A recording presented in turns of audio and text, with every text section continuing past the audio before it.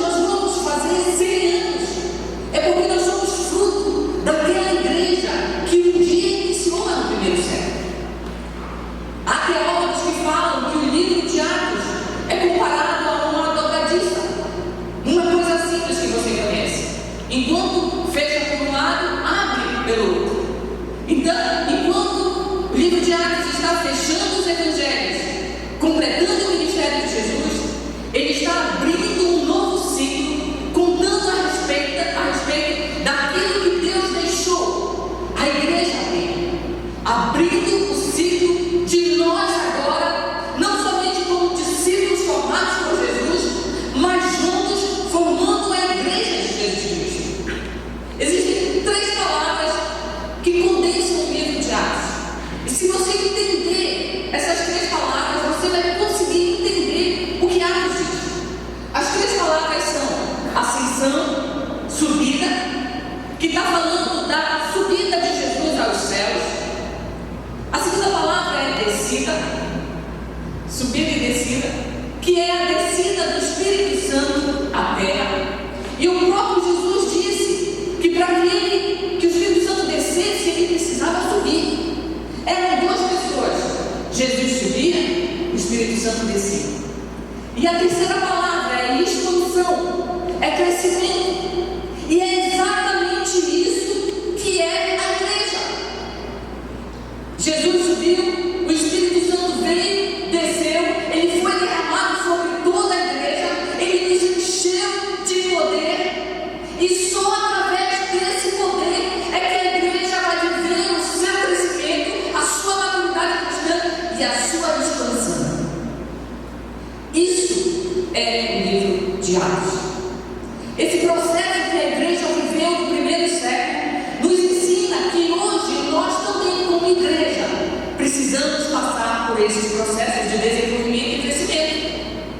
Porque para eu ter um crescimento numérico, eu preciso antes passar pelo processo do crescimento espiritual.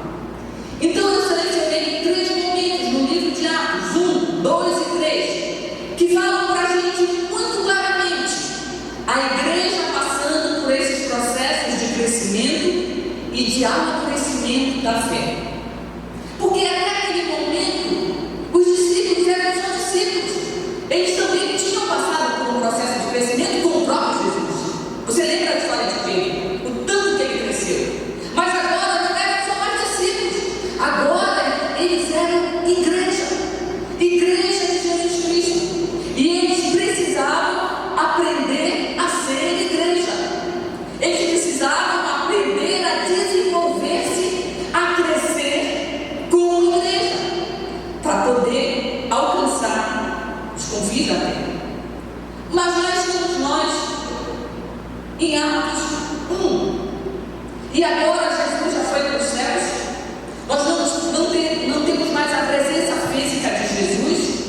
E os discípulos precisavam ser igreja agora com uma nova atmosfera. Porque a presença de Jesus não estava mais lá. Então eles precisavam começar a entender essa nova atmosfera do que era ser igreja um com os outros. Então nós vemos que lá a igreja de Atos 1, ela tem características próprias de um nível de fé, de uma visão de reino e de um desenvolvimento espiritual que ela tinha naquele momento em Atos 1. Mas nós sabemos que aquela igreja de Atos 1 não permaneceu sendo apenas aquela igreja com as características que ela tinha naquele momento. A igreja de Atos 1 cresceu. E você vai ver como isso aconteceu, como foi esse processo para a igreja poder se expandir. Aquela igreja tinha recebido a orientação de Jesus para que ela permanecesse em Jerusalém. Eu não esqueci os versículos. Abra a sua Bíblia, pegue a sua caneta e espere comigo que a gente vai ler esses versículos ali. Então, o que tinha acontecido? Qual que era o contexto dessa situação aí? Jesus já tinha sido ressuscitado e a Bíblia diz no versículo 3, antes desse momento, que Jesus tinha aparecido com os seus discípulos por 40 dias e que ele só tinha falado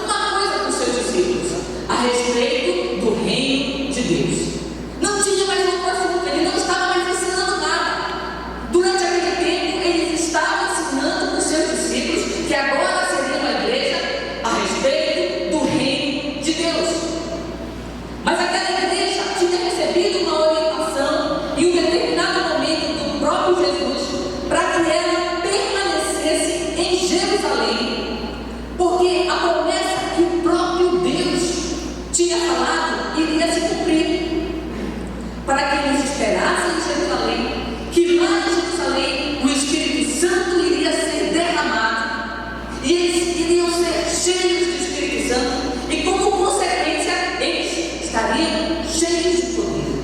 Eles receberiam poder. Mas não terminava aí. Depois de estarem cheios de poder, como igreja, eles iriam até a Judéia, a Samaria e até os confins do mundo. Tanto que a igreja chegou até nós. Aleluia. E aí o que aconteceu? Jesus, nesse momento em que ele fala para os seus discípulos, ele se vê diante da igreja de Atos 1. Certa ocasião, Jesus, enquanto comia com eles, deu-lhes esta ordem: não saiam de Jerusalém, mas esperem pela promessa do meu Pai, da qual eu mesmo lhes falei. Pois João batizou com água, mas dentro de poucos dias, esperem, vocês serão batizados com o Espírito Santo.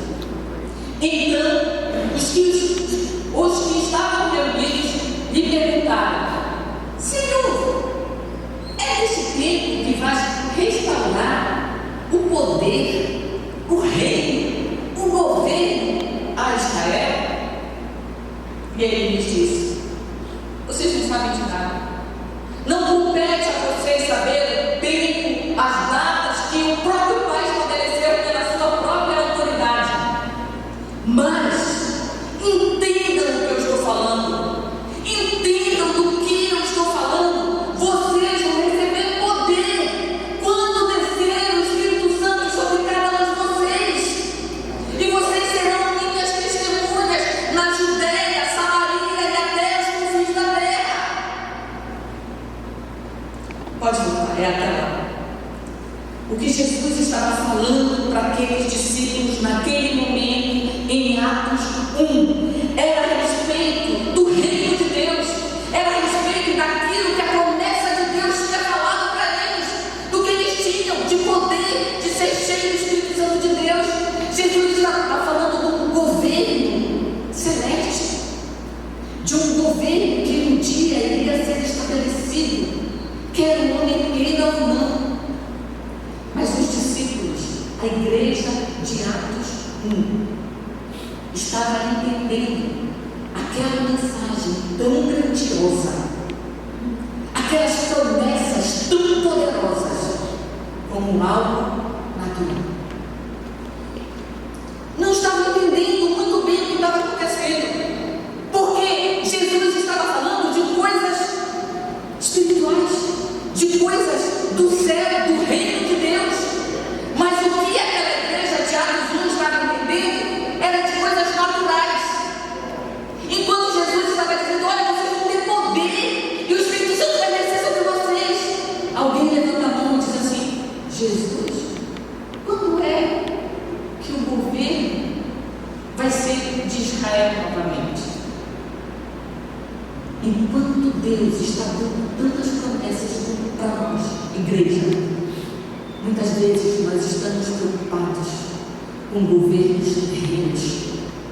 Aquela igreja estava preocupada com o governo romano. Aquela igreja simplesmente só via a circunstância terrena, superficial, natural, porque eles queriam alguém que tirasse o romano do governo. Eles queriam a política, a economia e o governo da terra para eles. Mas Jesus estava dizendo: não é esse governo que eu estou falando. Eu estou falando de um governo maior, que vai ser dado a vocês através do Espírito Santo. Mas a igreja de Atos 1 era muito imatura para entender que Jesus estava falando de uma coisa muito maior. Sua visão estava muito a nível superficial. Então Jesus mostra para eles com muita paciência e diz: entenda, será derramado sobre vocês o Espírito Santo, e vocês vão ser cheios. E uma vez cheios, como igreja, vocês terão poder. Jesus mostra a eles e mostra a nós que muito mais importante do que prioridades e necessidades terrenas são prioridades e necessidades eternas. Era isso que Jesus estava mostrando para aquela igreja. Não se preocupem com o tempo. Vocês têm que se preocupar com aquilo que está prometido a vocês, do poder que vocês vão receber. Então Jesus dá essa ordem e é assunto aos céus, é levado aos céus. E o povo então agora está sem Jesus, sem a presença física de Jesus. E a Bíblia diz que depois de Jesus ser levado aos céus, os discípulos se reúnem e a primeira preocupação deles, quem fala? O nosso amigo Pedro. E diz assim: vocês lembram que eles estavam muito mexidos com tudo que estava acontecendo?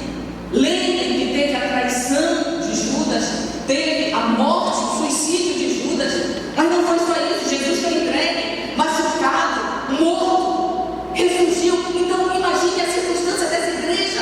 Eles estavam descidos, confusos, com medo. Mas a primeira atitude deles é: nós perdemos Judas, precisamos colocar alguém no lugar dele. Inclusive, Paulo justifica, como foi pedido lá por Davi, nós precisamos fazer isso. E a primeira atitude daqueles discípulos é arranjar alguém para ficar no lugar de Judas. Mas de que maneira? Já sei, Pedro, vamos jogar sorte. Sendo que a gente vai escolher os nomes por um critério: quem tiver mais tempo na igreja, esse vai ser escolhido. Então o que aconteceu? Aquele momento foi outro momento em que a igreja agiu não de uma maneira errada, mas de uma maneira equivocada. O que foi que aconteceu? Querendo colocar alguém no lugar de Judas, eles consideraram apenas um critério, em detrimento a muitos outros critérios. A única coisa que eles consideraram: o tempo de igreja. Quem esteve conosco desde o início, não importa como, esse vai ser escolhido pode ser escolhido para ficar no lugar de Judas. Sabe, meu querido, tempo de igreja não quer dizer outra coisa. Eu não estou dizendo que não é importante, é importante, mas não é determinante. Porque eu posso viver 523 anos na igreja, mas não ter a minha vida mudada, minha moral mudada, meu caráter mudado, meu palavreado mudado, e eu nem saber se realmente eu sou salvo. Tempo de igreja não é determinante para a salvação, não é critério, principalmente em detrimento a tantas outras coisas que a gente poderia considerar. A igreja não poderia tomar uma decisão tão extrema apenas por esse critério. Não podemos. Sabe por quê? Porque muitas vezes a gente pode estar no rol de menos, mas não podemos de repente estar no livro da vida. Se nós não formos alcançados pela salvação de Jesus Cristo, não adianta passar 523 anos de igreja. Eu preciso ser alcançado pela salvação de Jesus Cristo. E então, eles, usando esse critério, jogaram a sorte e escolheram pela sorte Matias. Matias foi o novo nome escolhido para fazer parte dos 11, agora 12 discípulos novamente. Mas a gente tem que entender que aqueles discípulos de Atos 1 jogaram a sorte porque eles não tinham ainda o Espírito Santo de Deus, que veio para nos dar discernimento, sabedoria, que veio para nos dar, para nos exortar, para nos dar a posição da decisão correta que a igreja tem que tomar. Precisamos entender que lá naquele momento, o que aqueles discípulos estavam fazendo era pegando os papéis, colocando os nomes e jogando a sorte para escolher alguém. Uma decisão muito grande para ser tirada do papel de Deus. Mas nós precisamos entender que eles não tinham ainda o Espírito Santo de Deus para dar discernimento a eles. Talvez seja até estranho para nós o que esse fato fala. Então tiraram sorte, e a sorte caiu sobre Matias, e assim ele foi acrescentado aos 11. Mas nós precisamos entender que lá em Atos 1, a cultura daquele povo, o costume daquele povo, no cotidiano daquele povo, uma das atitudes que eles mais faziam era tirar sorte. Eles tiravam sorte, porque fazia parte do cotidiano deles. Mas nós precisamos entender que esse fato descrito aí foi a única vez em que os discípulos fizeram isso. E nós precisamos entender por quê. Porque esse fato está acontecendo um pouquinho antes da descida do Espírito Santo de Deus. Sabe por quê? Porque após a descida do Espírito Santo de Deus, jamais a igreja jogou sorte. Porque agora ela tinha uma pessoa, agora ela tinha um comando, agora ela tinha alguém que iria dar sabedoria, discernimento, entendimento. E agora a igreja jamais tomaria uma decisão que não fosse pelo Espírito Santo. Então, como é costume, foi uma vez, mas como nova atitude, foi a última vez. É isso que tem que acontecer com a igreja de Cristo. Quando nós viemos para ser igreja, nós não podemos trazer costumes antigos. Nós não podemos trazer cultura antiga. Se o Espírito Santo de Deus nos enche, se o Espírito Santo de Deus nos dá entendimento, nos dá sabedoria como igreja, jamais nós podemos usar critérios puramente humanos para tomar uma decisão. Você não fez isso. E jamais você vai usar sorte para tomar uma decisão como igreja. Sabe por quê? Porque agora quem manda na igreja é o Espírito Santo de Deus. Então foi um fato isolado, porque depois da experiência de derramar o Espírito Santo, você não ouve mais falar em jogo de sorte. Eles foram cheios em um determinado momento do Espírito Santo de Deus. E é necessário nós entendermos que não há uma igreja cheia do Espírito Santo de Deus que ainda continua vivendo costumes de antes. Não há uma igreja cheia do poder de Deus que ainda toma decisões apenas por critério humano. Não. Nós temos o comandante da igreja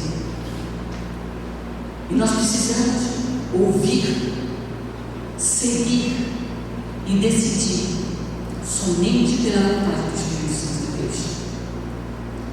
Sabe, irmãos, nós precisamos avançar. E a igreja de Atos 1 avançou. Nós não podemos, como igreja, estagnar. Nós não podemos, como igreja, não querer crescer, não querer se desenvolver. Porque nós, como um ser vivo, que é a igreja, que é o corpo de Cristo, literalmente, nós precisamos desenvolver.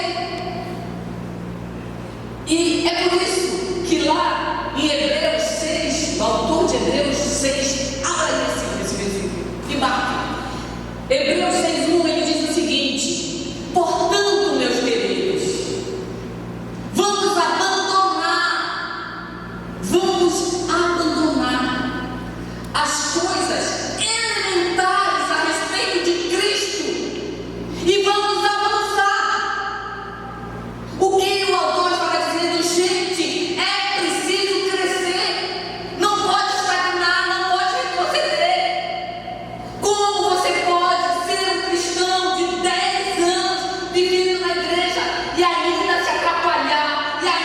embaraçar com coisas elementares a respeito de Cristo. É inaceitável alguém que caminha com Cristo 3, 4, 5 anos e ainda perguntar: eu tenho que ser dizimista? 10%? Eu tenho que dar oferta? Não pode fazer sexo antes do casamento. Nós não podemos nos atrapalhar com coisas elementares. A fornicação é pecado? O que o autor está dizendo? Avance. Isso é elementar. Você não pode mais se atrapalhar com isso. Tem coisa muito maior. Com igreja. E agora pense no corpo. Não sou só eu, não é só você. Nós somos igreja. Nós precisamos avançar. E a igreja de Atos 1 avançou para Atos 2. Eu acho que é o filho que está deixando você muito quieto. A igreja de Atos 1 avançou para Atos 2. Amém. Mas afinal, o que aconteceu em Atos 2?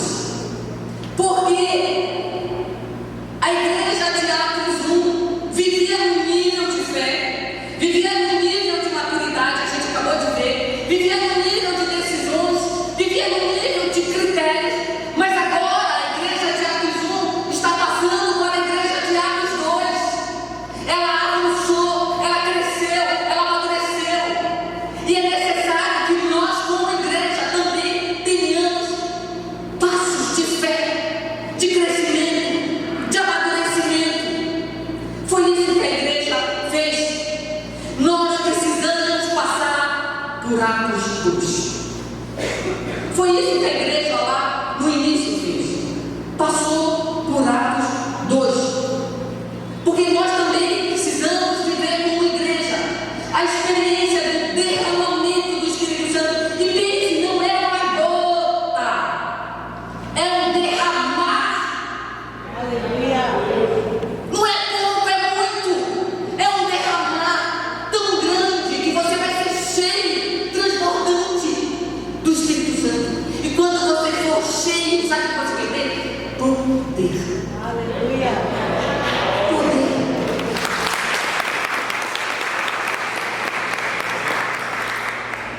Então nós precisamos ir para Atos 2. Diz amém. Quem quer? Nós precisamos ir para Atos 2. Mas eu quero te contar uma coisa. Há pessoas que não querem ir para Atos 2. Há pessoas que querem continuar em Atos 1. Com os mesmos costumes, com os mesmos equívocos, com as mesmas decisões erradas. Basta eu estar aqui em Atos 1. Eu não preciso crescer. A promessa que Jesus fez foi feita para 500 pessoas em média.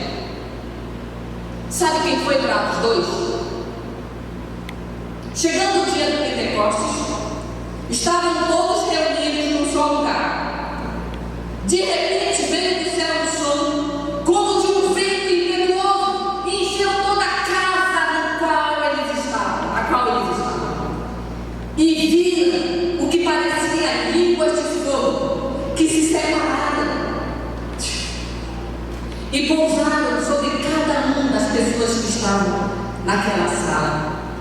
E todos, não foram só os discípulos, não foram só alguns, não foram só os mais bonitos, não foram só os mais velhos, todos foram cheios do Espírito Santo de Deus. Amém. E começaram a falar noutras línguas, conforme o Espírito Santo permitiu. Não está aqui? Sabe quantas pessoas tinham aí? Das 500?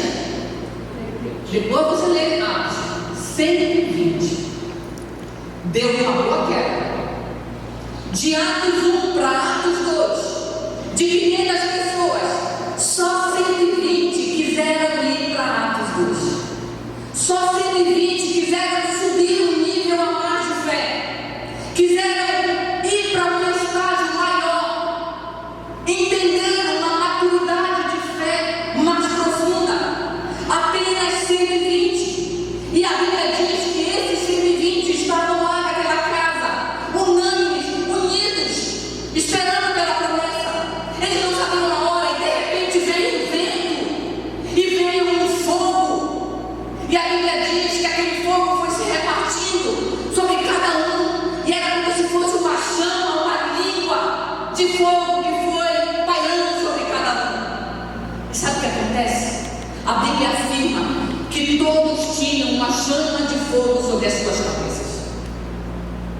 Sabe como eles sabiam? Porque um podia olhar para o outro.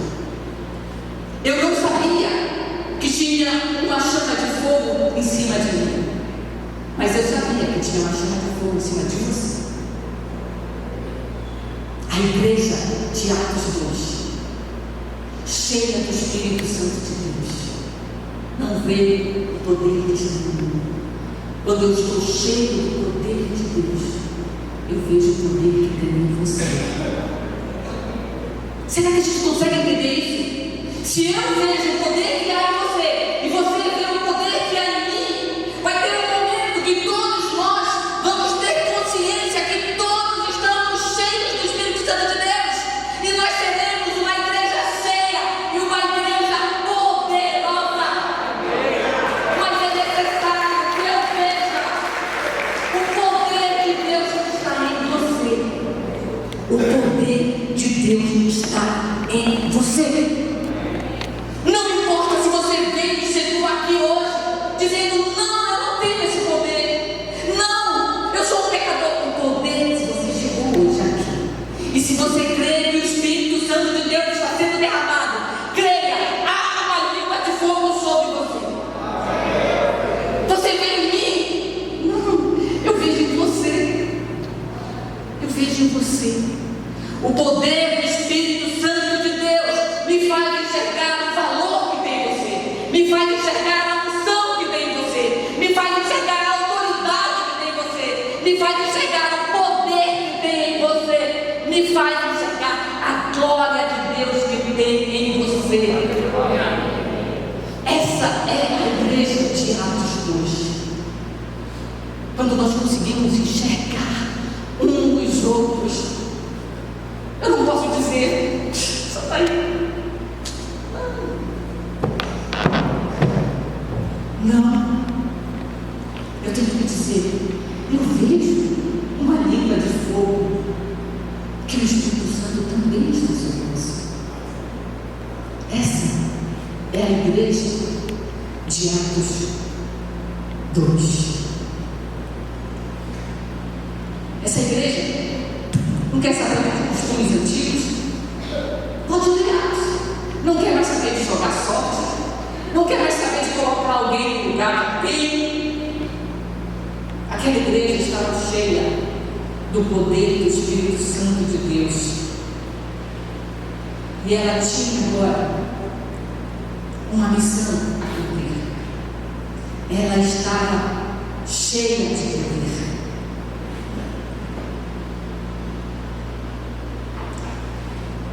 Nós precisamos chegar a Atos 2. Nós precisamos viver como igreja o derramamento do Espírito Santo.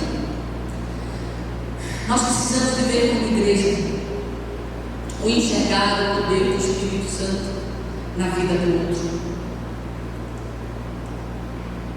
Precisamos viver a experiência que a igreja viveu em Atos 2. A igreja estava cheia de poder. E a Bíblia diz que naquele mesmo dia, com a igreja cheia de poder, foram acrescentadas àquela igreja de 120 pessoas, 3.000 almas. Um crescimento de fé, um nível, um estágio a mais de maturidade, de crescimento espiritual da igreja, em um dia trouxe o crescimento numérico de 3.000 anos. Agora a igreja está cheia de poder, está cheia de missão, está cheia de autoridade, está cheia de intrepidez. A igreja está poderosa. Mas e agora? Vamos parar em Atos 2? Não.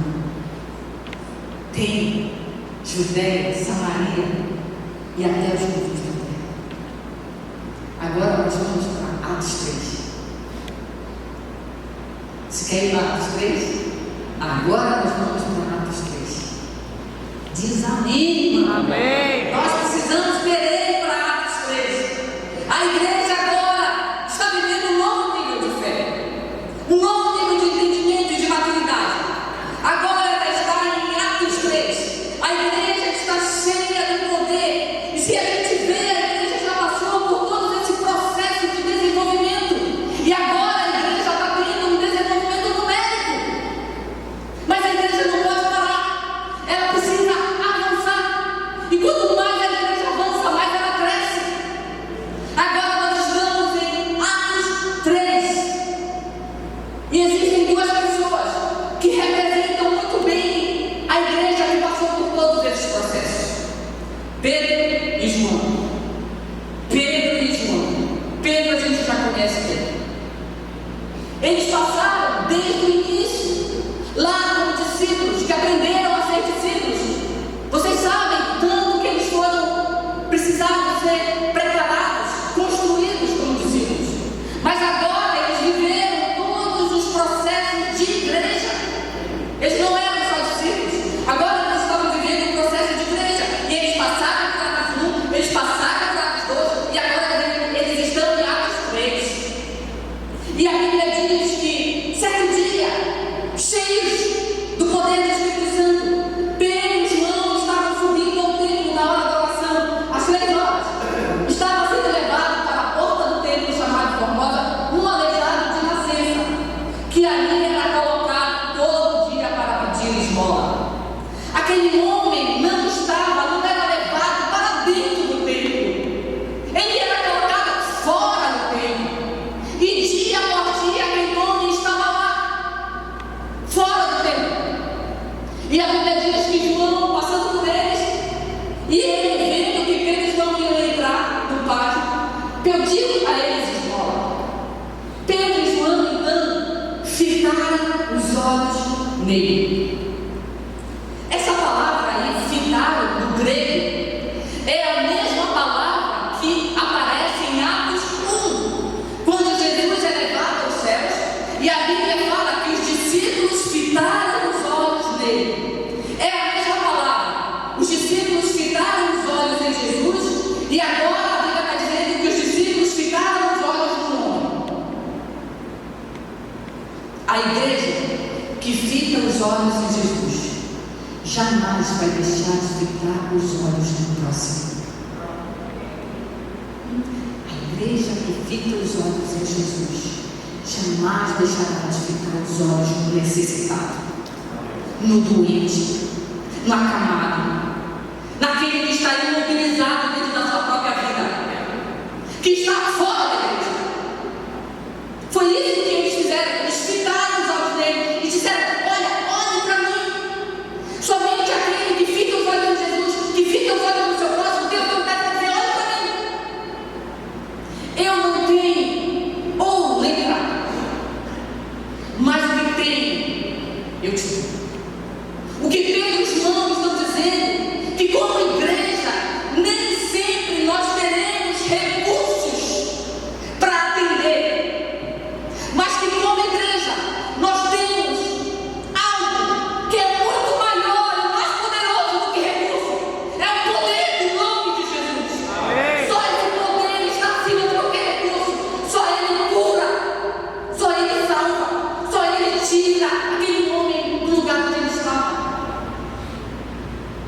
E muitas vezes, como igreja, nós podemos não ter recursos, mas como igreja jamais pode faltar a nós o poder do nome de Jesus. Era só o que eles tinham e bastava. Levante-se, ande. Aquele homem deu um salto. E às vezes as pessoas estão tão carentes que elas, quando você levar a cura, quando você levar a salvação, quando você levar a liberdade dos cativos, quando você levar o perdão, quando você levar a mensagem de boas novas, aquelas pessoas estão tão carentes que elas não dão um pulo, porque elas querem sair daquele ambiente, daquele estado que elas estão. Foi isso que aconteceu com aquele homem. Ele deu vez curado, ele louvava a Deus, ele saltava, ele glorificava, ele dançava e ele ia para onde? Para dentro da casa de Deus. Quando nós estamos cheios do poder do Espírito Santo, nós vamos onde as pessoas estão, fora da igreja, nós vamos curá-las, nós vamos libertá-las, nós vamos levar a mensagem de salvação. E uma vez curadas e salvas, elas vão para dentro da igreja, para ser igreja comigo e com você. O poder do nome de Jesus curou aquele homem e tirou ele de fora para dentro. Será que a gente tem ideia desse poder? Aquele homem estava na porta da igreja e nunca ninguém tinha colocado ele para dentro. O poder de Deus. E é esse poder que você tem e que eu tenho. Para finalizar, eu queria te falar para você uma coisa. Pedro e João.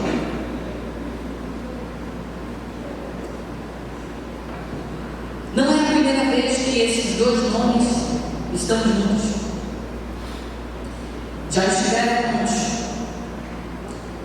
Se você conhecer a história de Jesus, você vai ver que na última ceia da Páscoa, Jesus chamou Pedro e João para eles servirem e para eles arrumarem toda a ceia para aquela última Páscoa. Jesus tinha dado uma ordem para que Pedro e João servissem e obedecessem àquela ordem. Agora, Pedro e João, depois de terem servido e obedecido, estavam protagonizando o primeiro milagre após o derramamento do Espírito Santo. Permaneça firme em servir e obedecer como igreja, porque em pouco tempo você viverá um milagre. Com quem você tem caminhado? Eram dois, Pedro e João.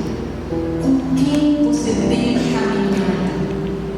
Quem são os teus amigos na tua caminhada de fé?